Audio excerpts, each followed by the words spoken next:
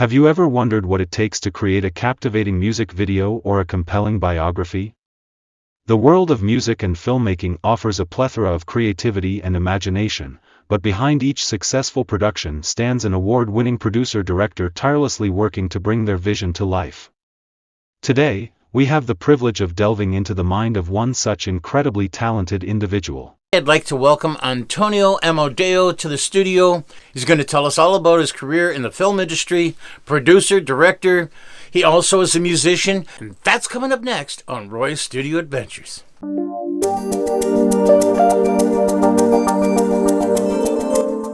Now, before we get started, I want you to hit that notification bell and subscribe so you can get notified of upcoming videos. Today we're talking to Antonio Amodeo, film producer, director, musician, businessman. Welcome to Roy's Studio Adventures. Thanks for having me. We're happy that you were able to make the time to get here. We know you're very busy. Tell us a little bit about yourself. Well, I own AJ's Music and The Music Man. It's in Niagara Falls. I'm a musician, an award-winning filmmaker. I own a production company called Amodeo Impresa. Why did you start in the film industry? Why? It was a love from when I was a kid. I grew up watching all those old silent film classics, Laurel and Hardy, that sort of stuff, And as a kid, I got into all sorts of different types of genres, and I loved watching this stuff. I always found it very fascinating. And as I got older, I considered getting into it, but at the time, we had the music store, and I never thought I could actually do it here in the area. Little did I know that I could go do it anywhere. I just have to be out of the area.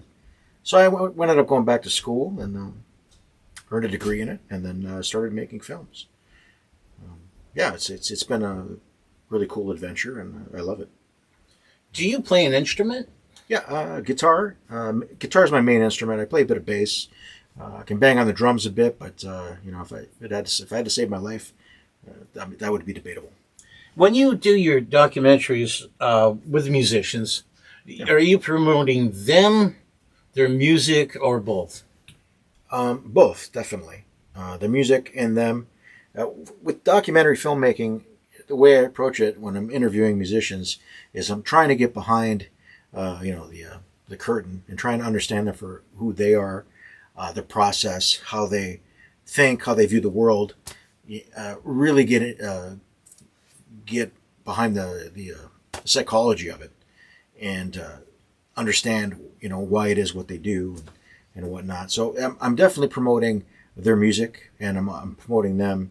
But for me, what's really interesting in it is getting to a level where I better understand the talent that I'm interviewing. How can someone see your films? My films are I have a YouTube page called Amodeo Impresa. It's you type it in, it's there. Most of my work is there, free to see. Some of the later stuff that I have, you'll see it's more polished. There's stuff that I have that's on there that I did in film school. So it's pretty there's a plethora of stuff. You can get lost in it for a couple hours anyway. Do you do your own editing, and where do you do it? I definitely do my own editing. I do my own directing, producing, writing as well. As far as where I do it, I have a little studio in my house, and I use Adobe Premiere as a main editor, and that's where I do it. Do you ever do a film where you had to write a script? Oh yeah, definitely. I've done a few. I've done stuff for. I used to work for at U of T, and I've done some work for them. A lot of that had a script-based, content creation, so I had to do a lot of that for them. Some of the stuff was shorter. It could be like 2 minutes to 10 minutes. I think I even did one that was like 120, if I remember correctly. But that was kind of, it wasn't really a script. It was a little different, more like an interview kind of thing. But scripting, yeah, I've done quite a bit. I'd like to do more. Maybe get to the point where I'm doing 90-minute narratives. That would be fun. I think the longest I've written so far is probably 45 minutes. Is doing a documentary cheaper than doing a major film or movie? Yeah, absolutely. Yeah, 100%.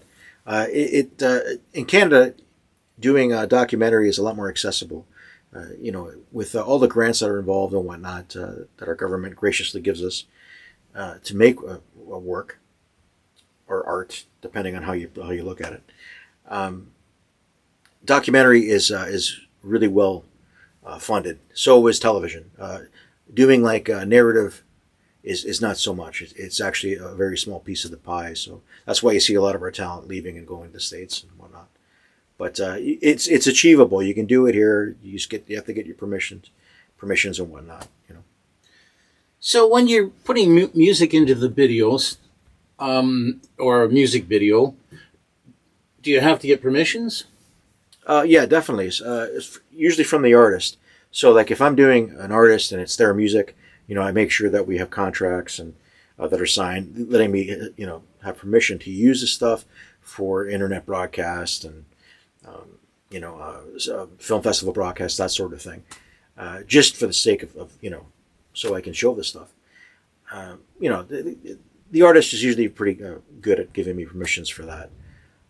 It's just a contract. So really all you need to do. So there's a lot of stuff behind the scenes that have to be taken care of. Oh yeah, I mean there's some legalities. The thing is you want to make sure that the artist is happy with what you're producing, what you're making for them, and the big thing is you don't want to put a piece of music in their work where they're not very happy. They wouldn't be happy with hearing it in whatever spot. So it's important. I mean, there's other ways around it too. Depending on the interviews, I've actually used music off of internet websites.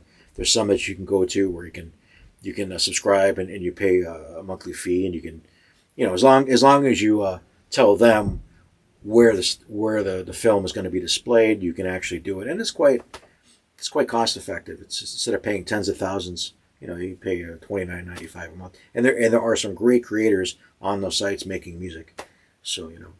So is it still legal even though you're not paying every month? Say you just did it for the month, can you still use that music? Yeah, some sites once you pay for it and it's written, as long as they know where it's being put. So if you're doing a song, or if you're doing a documentary with an artist, and you're going to have, say, your end titles, you're going to use not their music but something else.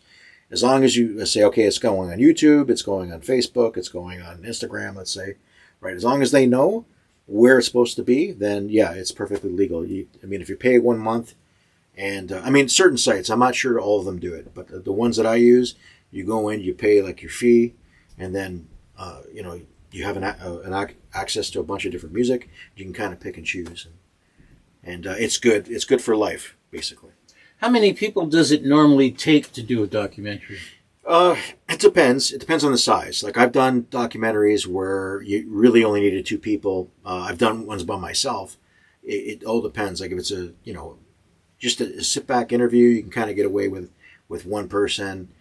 2 is better because 2 heads are always better than 1. For me, I think what I find works best if you have 4 people. You have somebody operating the camera. You have somebody doing the audio, somebody handling the lights, and then, of course, the director/producer role, which is what I do a lot of. So you want to be able to keep an eye on the performance and make sure the artist is hitting all their beats and whatnot, and getting drawing a good, healthy performance out of them.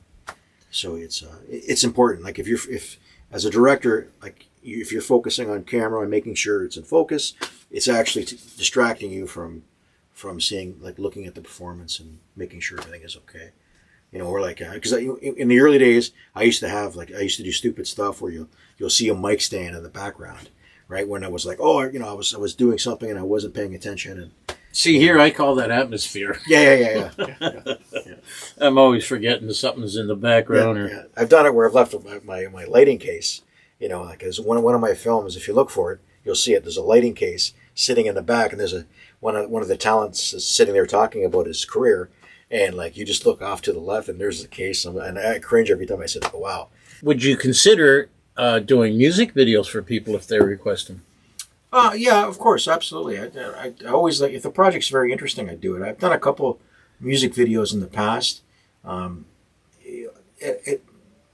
it's something that I still find fun to do.